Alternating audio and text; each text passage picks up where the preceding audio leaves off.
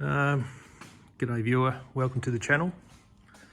What we've got here is Australian made P76.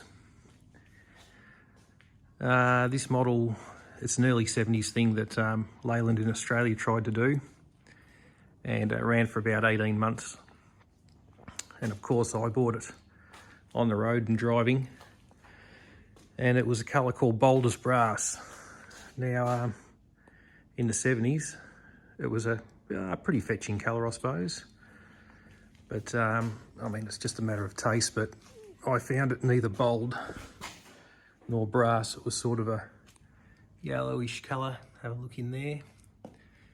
And in my wisdom I thought, I know what to do. I'll do a simple colour change. And that was about 5 years ago. So a simple colour change, like most of us, led to an auto to manual change, an air conditioning update, and this panel here is where I started.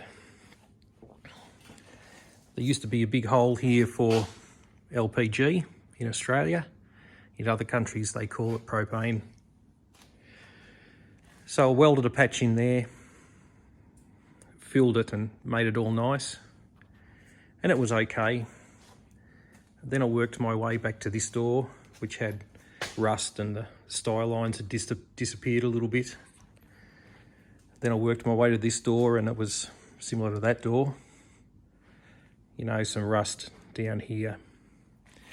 You know, shopping park dints along the style line. This guard was the same. And of course, the more you do, the better you get.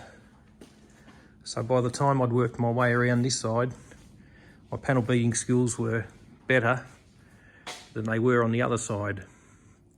So I did 2 laps of the car. These doors, I'll tell you what, you panel beaters are pretty good. I think I spent 80 hours per door getting these style lines just right. And it was hard work. It is hard work. So well done, panel beaters. What are we going to do here? After, what, 4-ish or maybe 5 years, it's time for it to go back on the road. The club celebrates, or this car celebrates 50 years in Australia in about 3 years' time. 70, yeah, they were made in 73, 74, so I've got a couple of years to get this thing back on the road. Yeah, let's see how we go with that. Of course, this car used to be a 6-seater, so bench in the front, 3 across the back, and a column auto V8. Pretty basic model. These days it's got bucket seats in the front and still a standard bench across the back. For 73, pretty modern vehicle. The wipers are underneath the bonnet line, and the front windscreen was glued in, which was a unique thing in its time, and not all that successful, to be honest. The glues weren't up to it as they are today. But of course, you know, modern sealants and glues are pretty damn good. So what are we going to do here? What I do have to do is finish off the 5-speed conversion. There it is, right down there. That's an Aussie built T5 with a Borg Warner 35 transmission bell housing that we've cut and ground and welded and made suit. So there's a fair bit of work going on there.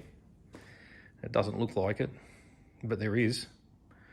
And of course on the inside you've got to remove the big automatic brake pedal and fit a clutch pedal. Fitting a clutch pedal sounds easy, but it's really not. Working under the dash in these 70s cars is an effort. And let's have a look at this.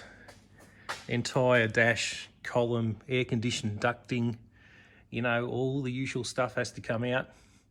It's a big job. It's a big job. So there we go. That's what the project is. Get this thing back on the road, and we'll see how we go. Yep, that's about it. Till next time, see you here.